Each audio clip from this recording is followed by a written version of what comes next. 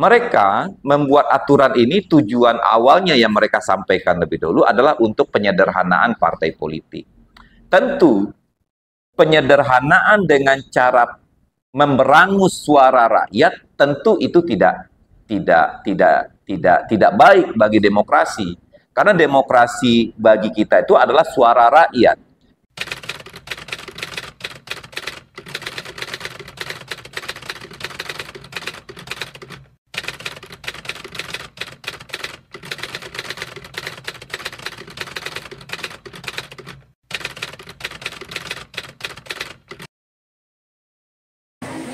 Hey, I'm gonna be, I'm gone. I don't know what gonna be.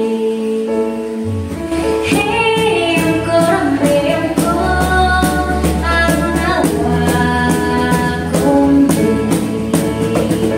Never keep it, go on, no gonna be. Oh, you got no more away.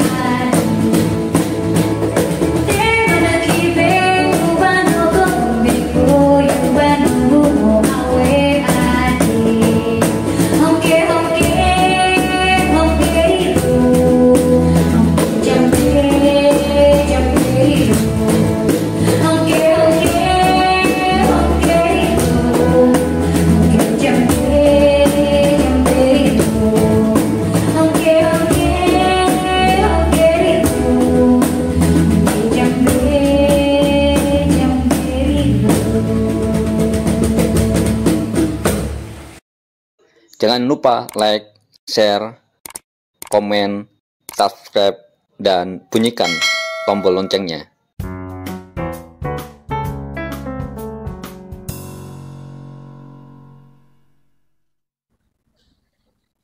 Ya, 98 itu ada beberapa poin tuntutan ya yang diusung oleh gerakan mahasiswa, gerakan rakyat pada tahun 98. Seperti yang saya bilang tadi, ada pencabutan 5 paket undang-undang politik, ada pencabutan duifungsi ABRI, lalu pemberantasan korupsi, kolusi, dan nepotisme.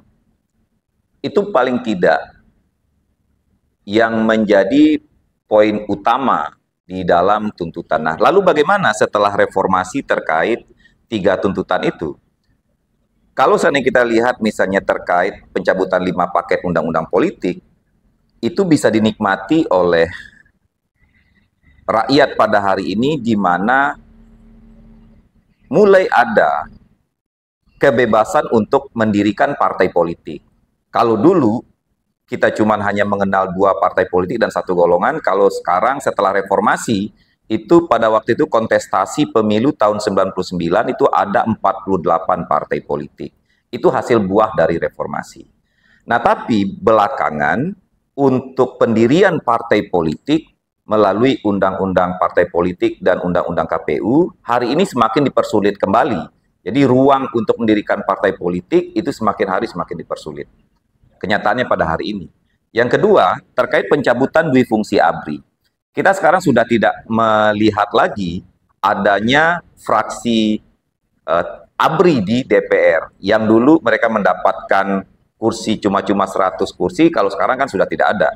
Tapi aktivitas teritorial, Kodam, Kodim, Koramil yang menurut kita pada waktu itu juga harus dibubarkan karena ini bagian dari fungsi sosial politik ABRI, hari ini masih ada hingga hari ini. Lalu terkait tentang korupsi, kolusi, nepotisme gitu ya, itu hari ini justru malah semakin marak, semakin masif. Kita dipertontonkan setiap hari tentang bagaimana pejabat, entah itu DPR, menteri, dirjen, gubernur, bupati, wali kota di berbagai macam wilayah itu tersangkut atau terlibat kasus korupsi. Nah, korupsi menjadi satu momok di masa Orde Baru. Hari ini justru malah semakin hari semakin marak, justru malah kita dikejutkan dengan berbagai berita terkait tentang kerugian negara akibat korupsi yang hingga mencapai ratusan triliun. Tentu suatu hal yang sangat bertolak belakang dari apa yang dicita-citakan semasa reformasi dahulu. Nah, kalau seandainya kita melihat dalam hal misalnya kebebasan di dalam berorganisasi, kita melihat ada di buruh saja misalnya mulai ada kebebasan berorganisasi, ada Undang-Undang 21. Tapi di dalam prakteknya, pelanggaran terhadap kebebasan berkumpul dan berserikat itu juga masih terus terjadi. Kebebasan di dalam berpendapat atau mengkritik itu sekarang juga terancam dengan adanya pasal-pasal karet yang biasa digunakan untuk meredam orang-orang yang kritis terhadap kekuasaan. Nah, jadi apa yang kita cita-citakan waktu reformasi, poin-poin yang saya sampaikan tadi, hari ini sebenarnya belum terwujud secara sempurna.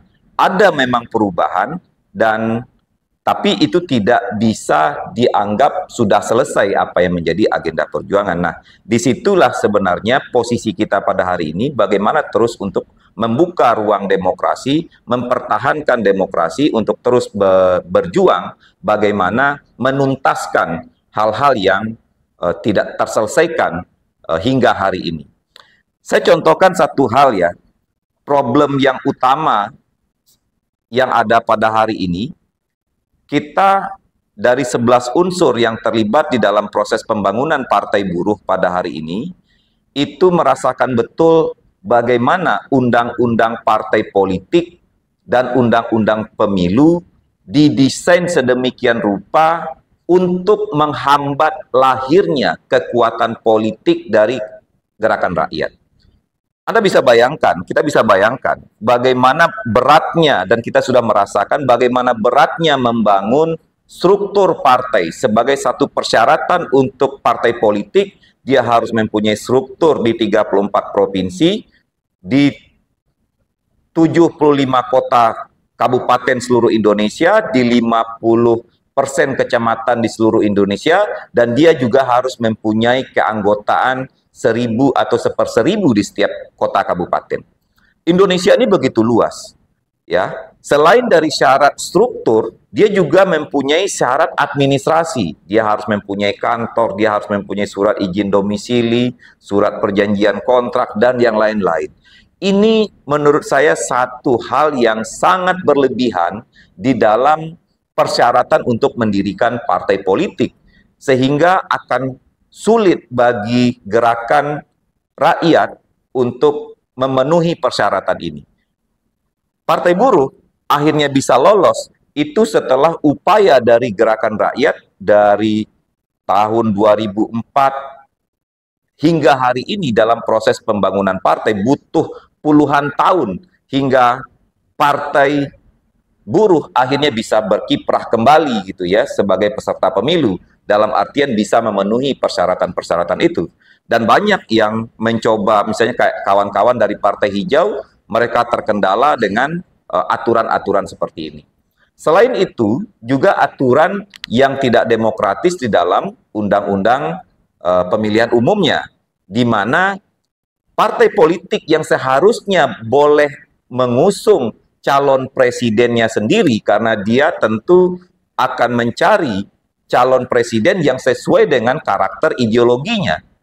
Nah, tapi dengan batasan presiden threshold 20%, akhirnya partai seperti Partai Buruh akhirnya tidak bisa mengusung calon presidennya sendiri. Ya, karena di dalam aturan undang-undang memang yang boleh mengusung calon presiden adalah partai politik yang ikut di dalam pemilu sebelumnya. Nah, harusnya setiap partai politik diberikan hak untuk menentukan capres dan cawapresnya sendiri.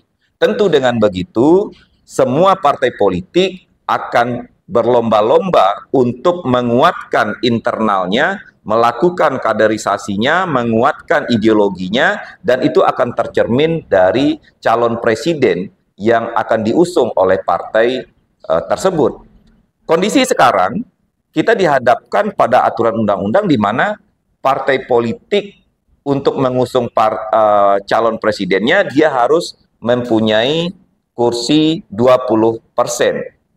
Atau yang disebut dengan presiden threshold, atau gabungan dari partai politik dengan suara nanti bisa mencapai 20%. Nah, Anda bisa bayangkan bagaimana dengan aturan seperti ini. Pemilu dilakukan pada saat yang bersamaan antara pemilihan legislatif dan pemilihan presiden. Tentu di antara sesama partai politik ini bersaing ya untuk menang. Lalu di satu sisi karena pemilihan presiden partai yang tidak mempunyai hak untuk mencalonkan sendiri atau yang memperoleh suara di bawah 20%, dia mau tidak mau harus berkoalisi dengan partai lain. Tentu yang akan diuntungkan di dalam pertarungan ini adalah partai yang bisa mengusung calon presidennya. Bagi partai yang tidak bisa mengusung calon presidennya, tentu dia akan dirugikan karena di satu sisi dia harus memenangkan calon presiden dari partai yang lain yang merupakan partai lawannya sendiri. Jadi di dalam pemilu kita ini dihadapkan pada situasi yang menurut saya sangat begitu kacau ya, karena kita bersaing untuk menang, tapi di satu sisi kita juga harus dipaksa untuk mendukung lawan atau saingan kita. Nah, ini tidak terlepas dari aturan yang membuat batasan 20% presiden threshold. Sehingga kalau di Partai Buruh jelas sikapnya kita menolak presiden threshold, makanya kita mengajukan gugatan ke Mahkamah Konstitusi agar presiden threshold 20% itu dinolkan kembali. Yang kedua, di dalam aturan undang-undang pemilu juga mereka membuat aturan parliamentary threshold 4%. Mereka membuat aturan ini tujuan awalnya yang mereka sampaikan lebih dulu adalah untuk penyederhanaan partai politik. Tentu penyederhanaan dengan cara memberangus suara rakyat tentu itu tidak baik bagi demokrasi. Karena demokrasi bagi kita itu adalah suara rakyat.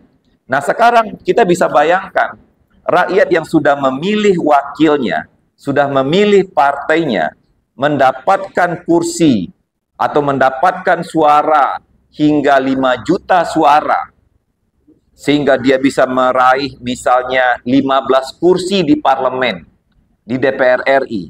Tapi karena parliamentary threshold suaranya harus minimal 6.500.000, 5 juta suara yang sudah diberikan oleh rakyat akhirnya hangus begitu saja. Nah, ini kan berarti undang-undang ini memberangus demokrasi, memberangus suara rakyat. Tentu parliamentary threshold 4% itu suatu hal yang seharusnya itu juga dihapus karena itu memberangus suara rakyat dan memberangus demokrasi.